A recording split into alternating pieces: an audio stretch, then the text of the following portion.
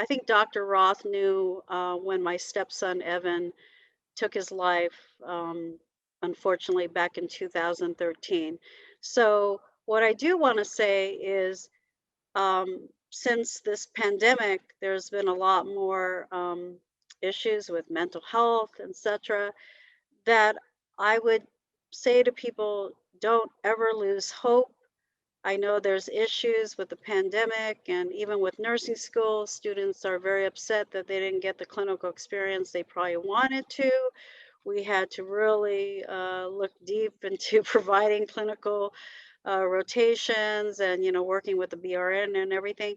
But I do want to say American Foundation for Suicide Prevention, or AFSP, is out there. Oh, May, this is Mental Health Month, so I believe, and so it's very important that everybody looks at their mental health and is okay. And it's sometimes it's okay not to be okay.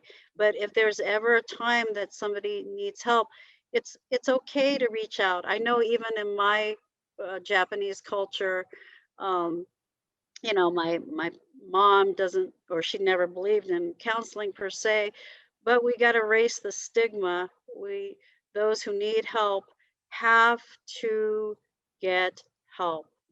So really research is the way to go, and talking to people. There's something called Talk Saves Lives that AFSP is doing to show people how to deal either with somebody who is thinking of, taking their lives, or maybe they're suicide survivors, meaning they had somebody in their life unfortunately take their life. So we just have to talk more about it. I know that some people, even in my family, when I try to talk to them, they would say to me, "I don't want to talk about it." I said, "But we need to talk about it." And then when I talk about it, especially at orientation with my students, there's always one or two students who come up to me afterwards and say, "Oh my gosh, I'm so glad you were so transparent and you talked about it, because we had this happen in our family." And then they would describe whatever happened, and they would say, "Oh gosh, I didn't feel comfortable, or I felt too scared, or I didn't want people to not talk to me because of what happened."